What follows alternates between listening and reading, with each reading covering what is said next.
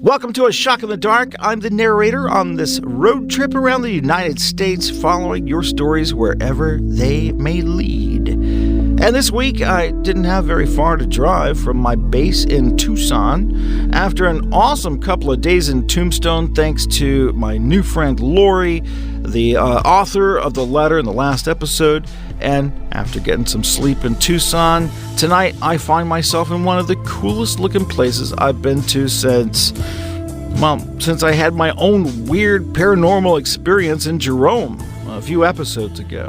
By the way, if you haven't seen that episode, you have to watch it. I actually captured something on video that I think is really cool. A paranormal event.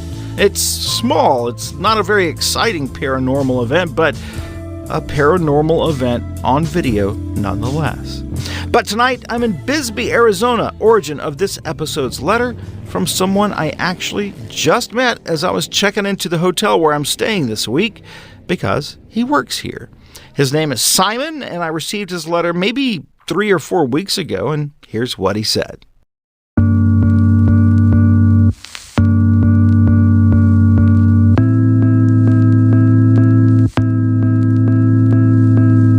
Hello, my name is Simon. My fake name, that is.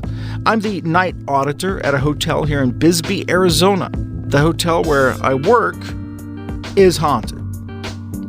Now, there is a hotel here in Bisbee called the Copper Queen that is known as a haunted hotel, and it very well may be. I've heard a few stories about it from people that work there, but you'd never hear that about my hotel. I'd prefer not to say the name of my hotel because my hotel is not supposed to be haunted. I mean, you know, some people use the idea of their hotel being haunted as a way to draw in guests.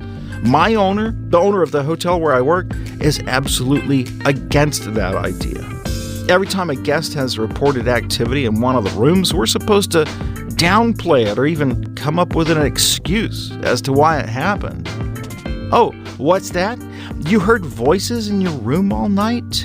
Oh, I see. You were in the room number whatever. Yes, unfortunately, we had some people doing some urgent work on the air conditioning ducts in the room next door last night. I apologize for the inconvenience. Stuff like that. Anyway, I just wanted to share with you a few things that have happened here and my own experience. When I first started working at this hotel about 5 years ago, I was just a kid. I started by being an apprentice to the maintenance man, who covers so much in his position. He's got every man skill you could want. He has to be a gardener, electrician, technology expert, plumber, IT guy, locksmith, cop, waiter. I learned so much from him in the year that I spent working with him. But about 4 years ago, a night position opened up at reception. I got the job, and the weirdness started immediately. I've heard so many people write in and say they didn't believe in ghosts, and then this or that happened and convinced them, but I was never like that. I always believed in ghosts, not because I experienced anything. Even as a kid, I always thought, there's so much we don't know. Sure, ghosts being real, why not? There were even little family ghost stories I remember my mom telling me when I was growing up, but honestly, I guess I hadn't really given it that much thought. But a week or two after starting this job, my interest in ghosts was piqued. It was almost 4 o'clock in the morning when a woman in some kind of nightgown robe combination came downstairs dragging 2 kids and some luggage behind her. I have to leave. I have to check out now. I'm sorry, is everything okay, ma'am? Does it look like everything's okay? I looked at her frazzled self and the 2 kids who were obviously confused and still half asleep. There are people in our room. Excuse me? Not people, but all night we're trying to sleep, and there are these footsteps walking around the room, up and down, pacing around and around the bed, and the knocking. She demonstrated the slow but firm 3 knocks.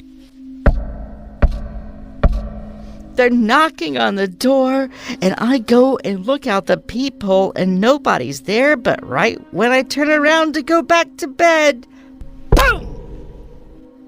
like somebody's trying to kick the door in. I swung the door open real quick and nobody's there. The hallway's empty. It's all quiet and peaceful, but not in my room. Maybe it's some kids messing around. Yeah, invisible kids just pulling a prank. Must be. Then the lady just left. Doesn't want a refund, isn't asking to speak to the manager. She just drags her kids and her luggage out of there. And that meant something to me. If somebody wanted to get their stay for free or wanted to get some money or points or something, a story like that might make sense. But why would you tell that story and leave the hotel in the middle of the night and drag your kids out with you if you had nothing to gain? I guess the only thing that adds up is she was telling the truth. Yeah, maybe she was just a crazy person, but when my relief came in that morning, I told her the story and she just said, "Oh, was she in room 303? "Yeah." I always avoid putting people in that room, unless they're an a-hole. We always have problems in that room. I'll be careful about the way I word things here. I know you try to keep things pretty clean. Anyway, she went on to tell me that while she didn't know for sure, the rumor was that somebody had done themselves in or unalived themselves in that room back when the hotel was first built. And there were some weird circumstances around it. And there are always problems in that room. I actually went home that day and did some research into that event. She was right. Apparently, someone on the cleaning crew had found this guy wearing a full business suit, and he was tied to a pipe in the ceiling. Police were called, they investigated, and it was never solved. In fact, the man's death was listed as inconclusive. Why? On such an open and shut case? Clearly the man had unalived himself. He was tied to the pipe in the ceiling, right? But no, there was nothing. Nothing even near the guy that he could have been standing on when he did the deed. No chair or stool. The bed was too far away. It was like he either floated up there or somebody picked up this 200-pound guy and held him up there while he got situated. But even then, if somebody helped him, how did they get out of the room? The door was locked with a safety lock that could only be locked from the inside. There's no going out the window. It was 3 floors straight drop down, and the windows don't open anyway. This would just be the first of probably 60 or so instances of people leaving in the middle of the night. And it's not just that one room. I will put someone in that room if they act like a jerk, and it works, trust me. But people have weird stuff happening in other rooms too. I can always tell when somebody is checking out and they want to ask about the hotel being haunted, but they're hesitant. Sometimes I'll tell them straight up. Sometimes I play dumb. Sometimes I just do what my boss says and make an excuse. It depends on the person, their personality type, their age, if they seem like they're pretty cool or not. It all just depends. But in all of my years of working here, I had never had anything happen to me until about 2 months ago. We had a situation where some kind of stomach bug was making its way through the staff.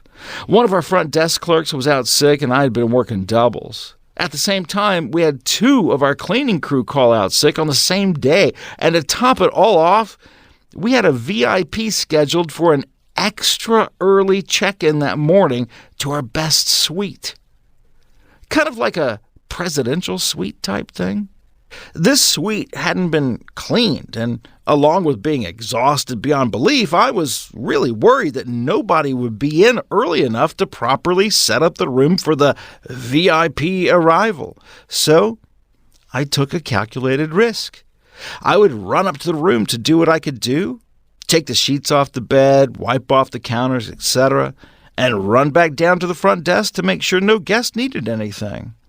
I was in the process of doing this over and over and over, and I was so tired and had all this anxiety building up. I had never had a panic attack, but I felt like that's what this was building up to. So by trip number 10 or so, up to the room, with the clock working against me, every minute getting closer to the VIP's arrival, my legs were giving out from going up and down the stairs. I was exhausted and stressed and near my breaking point when the big bag of garbage I was carrying out of the room busted. And out of the many things that plopped onto the carpet was a full serving of mashed potatoes covered in gravy. I just dropped. I collapsed to the floor like a toddler having a temper tantrum. And yeah, I burst into tears. It was like a full mental breakdown. I opened my eyes and just looked at all this gravy and potatoes all over the carpet. There was no way to clean up all that before the guest arrived and do everything else. And even if I did, this room, for sure, it's going to smell like gravy for at least a week, if not forever. Then the lights flickered. I wasn't sure if I actually saw the lights flicker or if it was my imagination, but they flickered again. Then the entire room got very dim. This isn't a good way to describe it, but I'll try. It's like the lights were still on, fully on, but the room was very dim, as if it was lit by a single candle. That's how dark it was in there. That's when I noticed that odor of that day-old gravy smell had been replaced by the overwhelming smell of overpowering floral perfume. It was not a good smell. It was grotesque, pungent. It was sickeningly sweet. I hadn't flinched at the smell of all that expired gravy, but this, the smell of that sickening perfume, made me want to puke. I sat up and looked around at the dimly lit room. I was pulling up my shirt over my nose and my mouth to try to block out the odor when I noticed a sound. It was the sound of cloth on cloth. There weren't any audible footsteps. And I could be wrong about this, but to me, I was 100% sure it was the sound of a woman in a long dress approaching, slowly but steadily. And with the swoosh, swoosh sound it was making, I guess it would be some kind of stiff material like crinoline or some other plasticky kind of material. I turned my head to focus on the direction of the sound it was coming from. It was coming from down the hall. I was petrified, double petrified, when the thought ran through my mind that we had, in fact, no female guests staying with us that day. No female employees scheduled to work. Time seemed to slow with each step this woman took, closer and closer to that open hotel room door.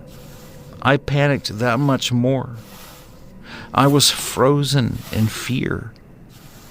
My mind wanted me to look for a weapon, an object to cause blunt force trauma, but my body wouldn't move. All I could do is keep my position, on my knees and elbows, staring at the doorway. And the temperature was dropping. At first I thought it was my imagination or a side effect from being in a crumpled heap on the floor, bowled over from anxiety, but now I was certain of it. I could feel the chill on my cheeks from them being wet with tears, and I noticed I was trembling, and that trembling was growing into a shake.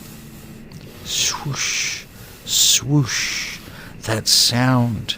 My eyes were glued to the door. Any second now, this woman, spirit, demon, it would be right there in that doorway.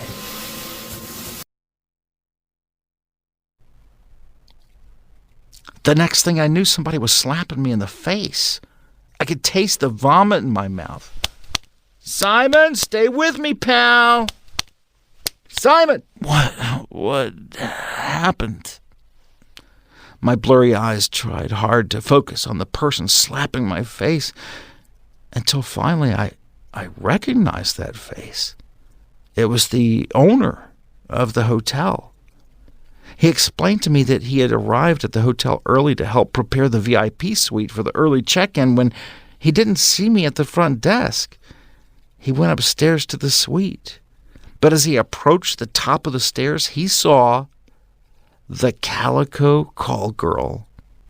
That's what she's apparently been called since before Mr. Craven, the hotel owner, was born. The hotel has been in the Craven family for 4 generations. Legend has it that sometime during Prohibition, a call girl was shot by a police officer just outside the hotel under very suspicious circumstances. She's been seen and heard a handful of times every year since that day, still wearing that brown calico dress adorned with flowers that she died in and that she was buried in. Since no one knew her real name, no family had arrived to claim the body, the newspaper just called her the Calico Call Girl, and it stuck. When Mr. Craven had seen her that day, she was just about to reach the doorway of the VIP suite where I was. He could even smell her perfume. But then she just vanished, just disappeared. When he got to the room, he had found me there, passed out in a pool of my own vomit and mashed potatoes and tons of gravy. I was a mess. Mr. Craven was never really the friendliest man, but ever since that day, he treats me different. And I don't know why. I think it's because I was trying to get the VIP suite ready by myself. I think it's because we had this odd, very real, shared experience together. I don't know. And I would have chalked the whole thing up to me dreaming it after I passed out from fear, except Mr. Craven had seen it too. And I can't help but wonder, if Mr. Craven hadn't arrived so early that day, what would have happened to me? Honestly, I feel like I was on the verge of a heart attack. So thank you, Mr. Craven. Even though that's not your real name, I owe you a real thank you. I believe you saved my life that day. And more important than that, you cleaned up all that gravy by yourself. And for that, you will always be my hero. Thanks, Shock in the Dark, for reading my story. If you're ever in my neck of the woods, look me up. My contact info is below in my email signature. Sincerely, Simon. P.S. I'm a huge fan of Dokken. Thanks for having Don Dokken on your show. That's actually how I found your show. Thanks again, Simon.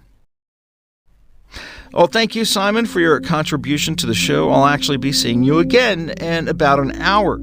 Until then, the Shock in the Dark tour across the United States continues wherever your letters lead me on my journey. So make sure you send me your true paranormal story to AShockInTheDark@gmail.com. Next week, we head to a whole new state as my quest continues. Maybe I'll be where you are. To support this channel and keep me alive, please do one of the following. Press that thumbs up, smash that whatever button. You know what to do. Write a comment. I would appreciate it. In the meantime, this is your narrator saying, good night, wherever and whoever you are.